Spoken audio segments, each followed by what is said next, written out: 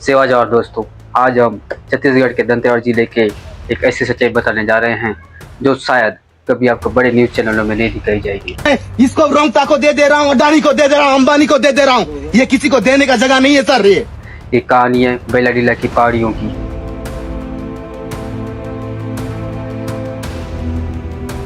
ये कहानी है जल जमीन जंगल की।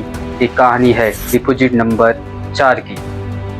आज पूरे देश को पता है अरावली की पहाड़ियाँ क्यों काटी जा रही है। विकास के नाम पर, खनन के नाम पर, प्रोजेक्ट के नाम पर कैसे एक एक करके पूरा पहाड़ खत्म किए जा रहे हैं। लेकिन शायद बहुत कम लोग को पता है कि आज वही कहानी हमारे बस्तर में दोहराई जाने वाली है। जिस तरह अरावली को काटा जा रहा है, उसी तरह बस्तर में डिपोजिट 4 प्रोजेक्ट लाया जा रहा है, जिससे हमारे पहाड़, जल, जमीन, जंगल छीना जाएगा। अगर आपको लग रहा है कि हम इसे रोक सकते हैं तो जरा हसदेव की जंगल को याद कीजिए। हसदेव को लेकर जो भी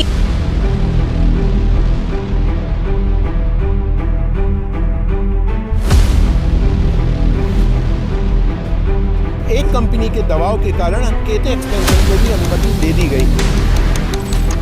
हजारों लोगों ने विरोध किया, सड़क पर उतरे, आवाज उठाई, लेकिन फिर भी हम हसदेव को नहीं बचा पाए। आज वही डर, वही कहानी, वही साजिश डिपोजिट नंबर 4 के साथ दोहराई जा रही। चलिए बात कर लेते हैं, ये डिपोजिट नंबर 4 है क्या। यह दंतेवाड़ा जिला के बांसी गांव में स्थित लोहा हयस का विशाल भंडार है। इसी प्रकार वहाँ कई माइंस है। डिपोजिट 11, 12, 13, उसी में से एक डिपोजिट है डिपोजिट नंबर 4। इसे NMDC और CMDC द्वारा विकसित किया जा रहा है, जिसमें 51% NMDC का और 49% CMDC का साझा है। कुल माइनिंग क्षेत्र की बात करें तो 664.596 हेक्टेयर है। यह पूरा क्षेत्र वन विभाग के अंतर्गत आता है, जिसमें माइनिंग और डंपिंग के लिए 570.1 हेक्टेयर की मंजूरी ली गई है। माइनिंग के लिए कुल 164.63 हेक्टेयर वन भूमि का उपयोग होगा। यहाँ से हर साल 7 मिलियन टन लोहा निकालने का लक्ष्य है। यह खदान लगभग 21 साल तक चलेगी। यहाँ की रिपोर्ट के अनुसार लीज एरिया के अंदर कोई बस्ती नहीं है, लेकिन ये रिपोर्ट गलत है। जिस पहाड़ को डिपोजिट 4 के लिए चुना गया है, उसके आसपास आदिवासियों की बस्ती और धार्मिक देवगुड़ी है। कंपनी का दावा है कि आसपास के गाँवों को स्वास्थ्य, शिक्षा और सड़क देंगे, लेकिन हम जानते हैं जमीनी स्तर पर कुछ होता नहीं है। आज भी बस्तर के लोग स्वास्थ्य के लिए कितना संघर्ष करते हैं। ना ही स्कूल बनती है, ना ही अस्पताल।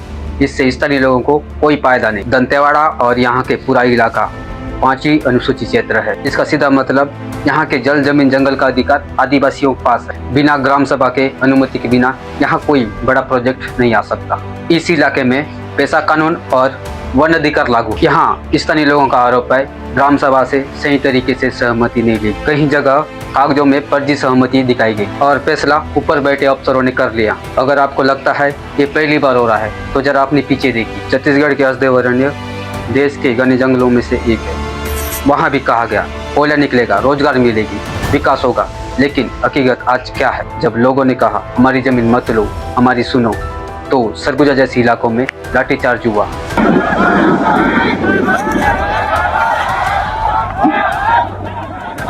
यानी सवाल पूछना भी अब अपराध हो गया। नगरनार स्टील प्लांट के समय भी यही कहा गया, लेकिन सच्चाई क्या है। ज़्यादातर नौकरी बाहर वाले को मिली और लोग आज भी मजदूरी कर रहे हैं। जमीन चली गई पर भविष्य नहीं बदला। आज फिर डिपोजिट 4 के लिए भी वही वादे हो रहे हैं। सड़क बनेगी, रोजगार मिलेगा, स्कूल बनेगी, अस्पताल बनेगी। उन्हें डर है कि जंगल खत्म हो जाएगा और वो अपनी जमीन पर ही बेघर हो जाए। हिंसा किसी भी समस्या का हल नहीं है। असली हल कानून और इंसाफ है। विकास जरूरी है, पर ऐसा विकास नहीं जो लोगों को ही मिटा दे। डिपोजिट 4 एक लोहा हयस का पहाड़ी नहीं है।